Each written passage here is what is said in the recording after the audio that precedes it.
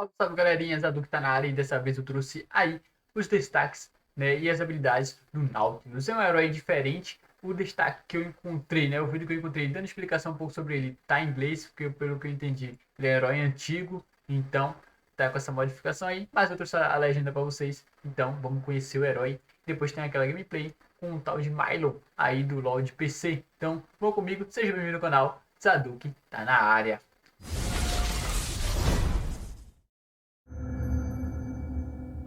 Nautilus is a beefy melee tank, adept at disrupting enemies, initiating fights, and growing as a damage threat to all his opponents. Additionally, his ability to jungle or fight in a variety of lanes makes him an excellent addition to any team. Nautilus's passive is Staggering Blow. Nautilus's basic attacks deal bonus damage and briefly root his target in place. Staggering Blow can only affect a single champion once every few seconds, but Nautilus can switch targets to hit multiple enemies in succession. Dredgeline sends out a skill shot nuke that stops in the first enemy or terrain it hits. Upon hitting an enemy, it deals damage while both his target and Nautilus are pulled together. If Nautilus hits terrain instead, he is pulled to that location and the cooldown is much lower. Dredgeline functions as a great initiation, mobility, and escape tool. Thankfully, it fills these roles quite well even with only 1 point, so I take a rank in Dredgeline early, but max it last. Titan's Wrath places a damage-blocking shield on Nautilus for a few seconds. While the shield holds, Nautilus's basic attacks apply a large damage over time effect to his target and all surrounding enemies. Titan's Wrath deals the most damage of any of Nautilus's abilities as long as it holds, making him extremely scary if ignored. Because of this damage, I take it at level 1 when jungling, make sure to take a second point early, and consider maxing it somewhere between levels 9 and 13. Riptide explodes the area around Nautilus in a growing ring, damaging and slowing enemies caught in these explosions. Enemies can be hit multiple times by these explosions, but take reduced damage by the additional hits. The use of Riptide is great to damage and prevent the retreat of running enemies, especially because they'll hit the expanding explosions as they run. As his primary disruption tool, I take a point early and consider maxing it somewhere between levels 9 and 13. Nautilus's ultimate is Depth Charge. Nautilus fires a shockwave that chases the targeted enemy. Any enemies hit by the shockwave as it travels are damaged and knocked up. Once the shockwave reaches its intended target, he takes even more damage and is also stunned. Generally, Nautilus will want to aim at a target far in the back to damage and disrupt the most enemies possible. As with all ultimates, I rank it up at level 6, 11, and 16. Nautilus is an exceptional ganking jungler, meaning that you should always look for lanes that you can gank. Seeing Sona and Caitlyn overextended, I push into bot lane. If you can help it, save Dredgeline, so I walk up and tag Sona with Riptide, Titan's Wrath, and Staggering Blow. Now I tag Caitlyn with Dredgeline into Staggering Blow. She's forced to flash if she doesn't want to tank Riptide. Now in turret range, I leave her and wait in the brush in case there are counterattacks. If your opponents see you coming and run, it's okay to lead with Dredgeline. I head in and hit Riptide. I charge after them and tag Caitlyn with Staggering Blow, allowing us to kill her as I flash away from the turret. For the second kill, I wander in to tank one more turret shot and then run into the brush to recall. This gives Graves enough time to take down Sona before falling, and we come out ahead 2-1.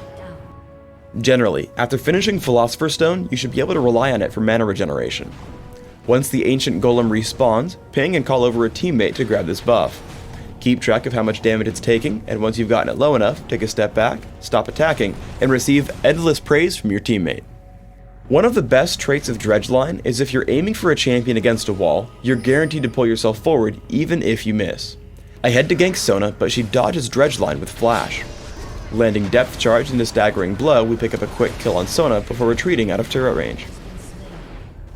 In teamfights, do everything you can to focus on squishy enemies near the back. I notice I can just barely tag Caitlyn with Dredgeline, which gives our Ziggs just enough space to land his combo, taking her down with Ignite.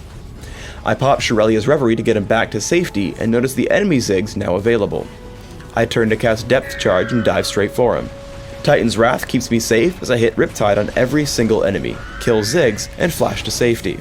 Between the damage and disruption from Riptide while tanking all the damage from our opponents, my team also cleans up 2 more. Use Dredgeline's ability to hook terrain with a reduced cooldown to chase running champions. Here a running Cho'Gath is sure to make it away, but I Dredgeline to the turret, dodge Rupture, walk past all the minions, and then tag Cho'Gath. An immediate Riptide and a Staggering Blow gives my team just enough time to chase him down and pick up the ace. In Dominion, Nautilus performs excellently with his team. Landing a disruptive dredge line picks up the kill on Ezreal. And then as 𝗖ście takes on Jax, I head up to stop Garen and Dr. Mundo from assisting with Riptide. I head in to help kill Jax and then stop Garen in his tracks with Staggering Blow.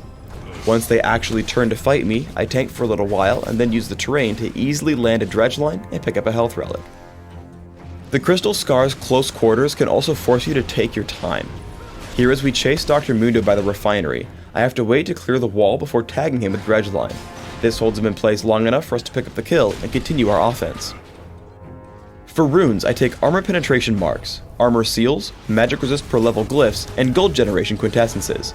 In Dominion, sub out the gold generation quintessences for movement speed. The goal here is to get very tanky while also dealing strong early game damage through Staggering Blow. My masteries are 0, 21, 9, focusing on being as tanky as possible, plus movement speed and cooldown reduction.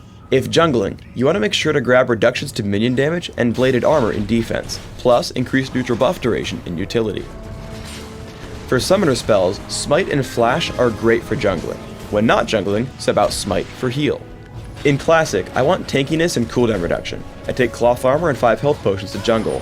I rush Philosopher's Stone and Heart of Gold for extra gold income.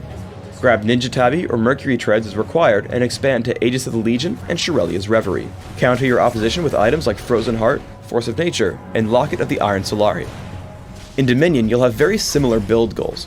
Take upgraded boots as quickly as possible and add in similar items: Shirelia's Reverie, Frozen Heart, Force of Nature, Frozen Mallet, and Locket of the Iron.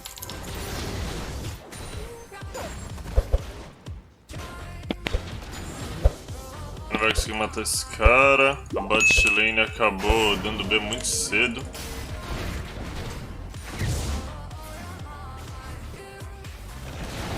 Ai, caralho.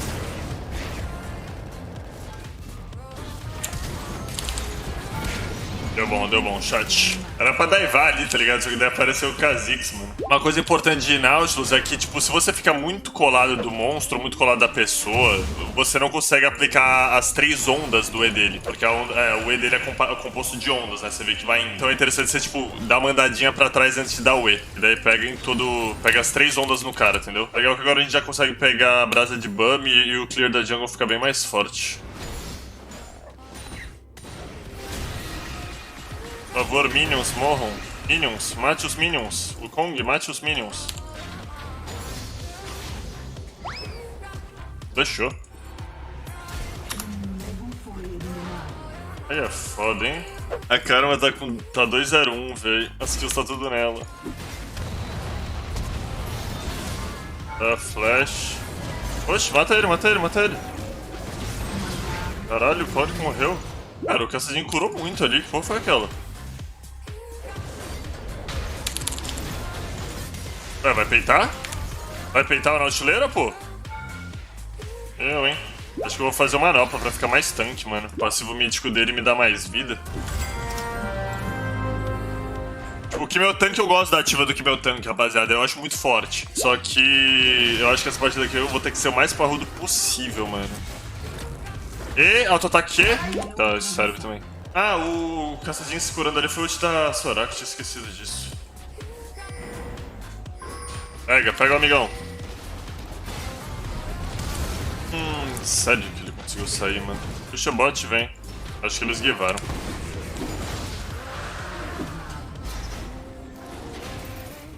Ó o pixel, rapaziada! Caralho, é main jungle, hein?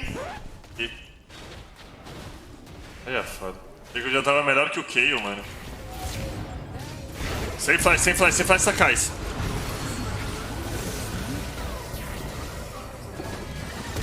Ih, morreu.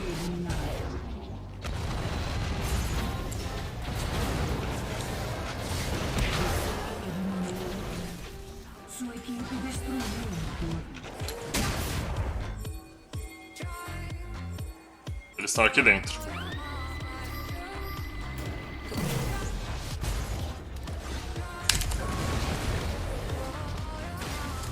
Já era, amigão! Vai de base. Você não peita o Nautilão, você não peita no X1, você não peita na teamfight, você não é mais útil que o Nautilão. Não tem como, velho. Passa mal. Barata passa mal. Ó, dou a cara pro meu time, levo a torre. Beleza, tô de boa que eu preciso de base. Pegar Ninja Tab, muito dano físico lá. E o CC não importa tanto. Fazer o Armogs? Não, fazer Máscara Abissal. Que esse item tá boosted. Arrumado pra caralho. E o Nautilus é perfeito pra usar esse item porque ele tem 3 skills, né? O Q, a passiva e a ult dele ativam a passiva da Máscara Abissal, que é os 15% a mais de dano de todas as fontes. Roubadíssimo. Foi buffado recentemente esse item, inclusive. E claro, o porte deles não resetou antes do objetivo pra pegar a visão, pegar o ward na base.